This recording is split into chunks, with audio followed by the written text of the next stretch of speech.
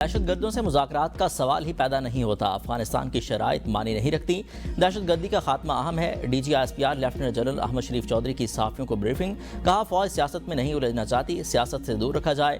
Governor راج کا اختیار وفاقی حکومت کے پاس ہے۔ سہیل آفریدی وزیر اعلیٰ خیبر پختونخوا ہیں۔ ہمارا کوئی ذاتی پسند ناپسند نہیں۔ افواج پاکستان سے متعلق آئینی ترمیم پر صرف اپنی رائے دے سکتے ہیں، فیصلہ نہیں دے سکتے۔ پاکستان کے پاس خیبر پختونخوا، بلوچستان، گلگت بلتستان میں قیمتی منرلز ہیں۔ سیاسی جرائم پیشہ اور دہشت گرد گروپس ملک میں جرائم روکنے میں رکاوٹ ہیں۔ غزہ امن فوج کا فیصلہ حکومت اور پارلیمنٹ کرے گی۔ پاکستان اپنی سرحدوں کی عوام کی حفاظت کے لیے تیار ہے۔ پاکستان پالیسی بنانے میں خود مختار ہے۔ فتنہ الخوارج کے خلاف آپریشن میں 1667 دہشت گرد مارے گئے۔ افغان طالبان کو پاکستان کا رسپانس فوری اور مؤثر تھا۔ پاکستان اپنی سرحدوں عوام کی حفاظت کے لیے تیار ہے۔ افغانستان بارے معاملات کا حل وہ حکومت جو عوام کی نمائندہ ہو۔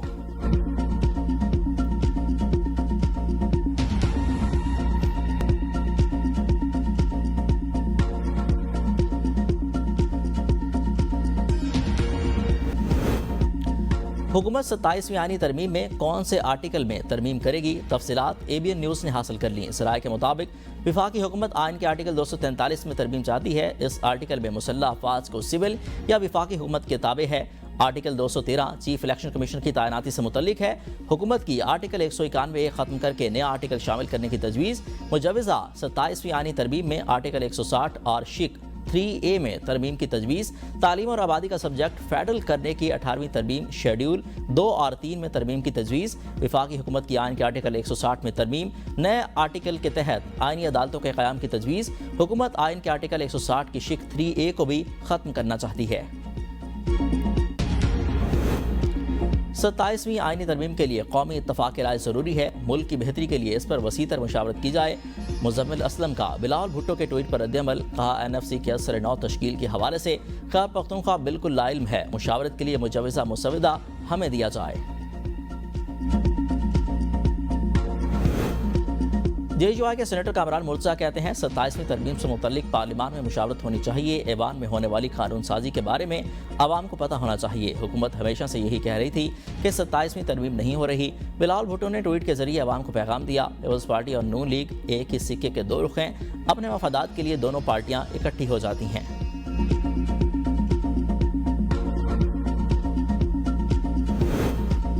سینٹ کا اجلاس کل اور قومی اسمبلی کا بدھ کو بلانے کا فیصلہ۔ وزارت پارلیمانی امور نے سمری وزیر اعظم کو بھجوا دی۔ شیڈیول کے مطابق قومی اسمبلی کا اجلاس 27 اکتوبر کو ہونا تھا۔ مالیاتی امور سے متعلق اہم آرڈیننس کی وجہ سے اجلاس ری شیڈیول کیا گیا۔ اتفاق رائے نہ ہونے پر آرڈیننس جاری نہ ہو سکا۔ حکومت معیشت میں بنیادی اصلاحات کے ایجنڈے پر عمل پیرا ہے۔ عالمی ریٹنگ ایجنسیوں نے پاکستان کا معاشی استحکام کا اعتراف کیا۔ وزیر خزانہ محمد اورنگزیب کی حکومتی معاشی ٹیم کے ہمراہ پریس کانفرنس۔ کہا ہماری معیشت درست سمت میں، ہدف پائیدار معاشی استحکام کو یقینی بنانا ہے۔ Chairman F B R Rashid Langrial نے کہا ایف بی آر کو مزید ٹیکس لگانے کی ضرورت نہیں۔ اس سال انکم ٹیکس گوشواروں میں 18% اضافہ ہوا۔ ٹیکس دہندگان کی تعداد بڑھ کر 59 لاکھ ہو گئی۔ ایف بی آر کو مزید ٹیکس لگانے کی ضرورت نہیں ہے۔ مشیر نجکاری محمد علی نے کہا کہ نجکاری کے بعد پی آئی اے میں نئے جہاز شامل ہوں گے۔ ڈسکوز کی نجکاری کے لیے 3 کمپنیوں کا انتخاب کیا گیا ہے۔ زرعی ترقیاتی بینک کی نجکاری کے لیے کوشش ہو رہی ہے۔ شیزا فاطمہ نے کہا اب لوگ اپنی ٹرانزیکشن چھپا نہیں سکیں گے۔ ڈیجیٹلائزیشن سے لوگوں کو آسانیاں میسر آئیں گی۔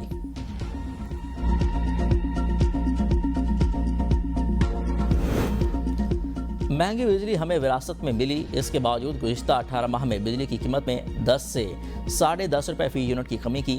وزیر توانائی اویس لغاری کی پریس کانفرنس۔ کہا سرپلس بجلی 3 ماہ کے لیے انڈسٹری کو 26 روپے فی یونٹ میں دی، جبکہ ای وی کا ریٹ 71 روپے سے کم کر کے 39 روپے فی یونٹ کیا۔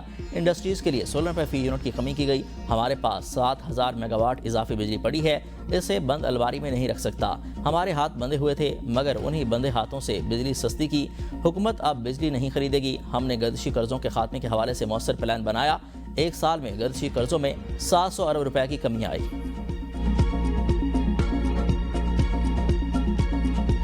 I always say that Pakistan is the biggest victim of terrorism, which suffers terrorism, cannot promote terrorism. Pakistan has always been falsely accused of promoting terrorism. A fisherman from the high seas was caught by the Indian Coast Guard.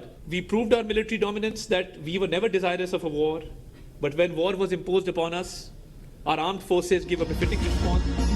مارکہ حق کے بعد بھارت ابھی تک پاکستان کے خلاف سازشوں میں مصروف ہے۔ وفاقی وزیر اطلاعات عطا تارڑ کہتے ہیں دہشت گردی کی وجہ سے سب سے زیادہ نقصان پاکستان نے اٹھایا۔ پاکستان پر دہشت گردی کو فروغ دینے کا جھوٹا الزام لگایا گیا۔ ہماری کوسٹ گارڈ نے بھارت کے لیے جاسوسی کرنے والے ملاح کو گرفتار کیا۔ ایک طرف جھوٹا بیانیہ اور دوسری طرف واضح حقائق نے بھارت کے بارے میں دنیا کی آنکھیں کھول دیں۔ دنیا پاکستان کی کامیابیوں کی معترف، پاکستان کے لیے سفارتی محاذ پر کام کرنے والوں کی خدمات کو ہمیشہ یاد رکھا جائے گا۔ غزہ جنگ بندی معاہدے پر پیش رفت اور انسانی حقوق کی صورتحال کا جائزہ۔ ترکیہ میں مشاورتی اجلاس آج ہوگا۔ نائب وزیر اعظم اور وزیر خارجہ اسحاق ڈار استنبول پہنچ گئے۔ ترجمان دفتر خارجہ کے مطابق پاکستان غزہ جنگ بندی معاہدے پر مکمل عمل درآمد پر زور دے گا۔ مقبوضہ فلسطینی علاقوں خصوصاً غزہ سے اسرائیلی فوج کے انخلاء کا مطالبہ بھی کیا جائے گا۔ ترک وزیر خارجہ اجلاس میں اسرائیل کی جنگ بندی سے فرار کے لیے بہانوں کی کوششوں اور حالیہ جارحیت کو اجاگر کریں گے۔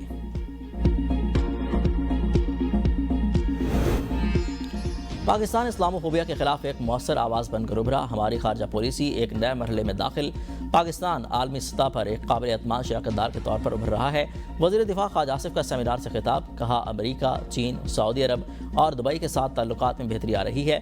سعودی عرب کے ساتھ پاکستان کے تعلقات نئے دور میں داخل ہو گئے ہیں۔ کئی شعبوں میں سرمایہ کاری میں اضافہ ہو رہا ہے۔ قطر اور UAE کے ساتھ پاکستان کے تعلقات مثالی قرار دیے جا رہے ہیں۔ پاکستان اور چین سی پیک فیز 3 پر کام بڑھانے کے لیے پرعزم ہیں۔ ترکیہ اور ایران کے ساتھ تعلقات کو مضبوط، وسط ایشیائی ممالک آذربائیجان اور ترکمانستان تک رسائی میں نمایاں بہتری آئی ہے۔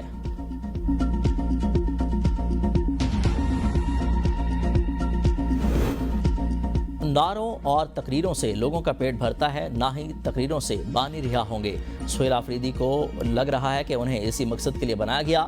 یہ بخار بھی خود ہی اتر جائے گا۔ سابق وزیر سائرہ عبد الطالب کی ABN نیوز سے گفتگو، کہا ریگولیشن ہر چیز کے لیے لازم ہے۔ جو کچھ مریم نواز کر رہی ہیں وہ وقت کی ضرورت ہے۔ مولانا فضل الرحمان کو پیسے منہ پر مارنے جیسے الفاظ استعمال نہیں کرنے چاہیے۔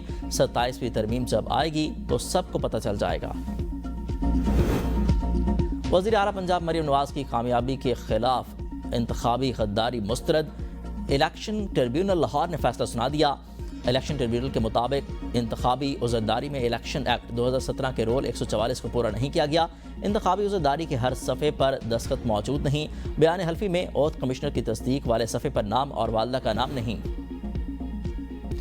26 نومبر احتجاج کیس میں علیمہ خان کے 7ویں بار ناقابل ضمانت وارنٹ گرفتاری جاری۔ علیمہ خان کے 30 بینک اکاؤنٹس کی تفصیلات عدالت میں پیش۔ شوکت خانم نمل یونیورسٹی کے اکاؤنٹس پیش نہ کرنے والے 4 بینکوں کو توہین عدالت کے نوٹسز جاری۔ سماعت 6 نومبر تک ملتوی۔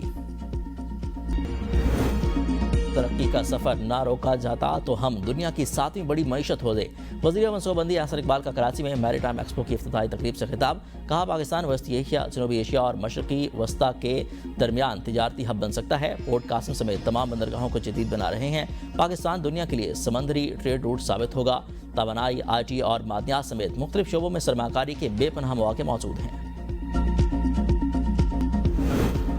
Audio leak case justice Babar Sattar کی عدالت سے جسٹس اعظم خان کی عدالت کو منتقل۔ اسلام آباد ہائی کورٹ کے جسٹس اعظم خان کل سماعت کریں گے۔ سپریم کورٹ نے آڈیو لیکس کیس کے خلاف حکم امتناع جاری کیا تھا۔ بشرا بی بی اور سابق چیف جسٹس ثاقب نثار کے بیٹے نجم الثاقب نے درخواستیں دائر کر رکھی ہیں۔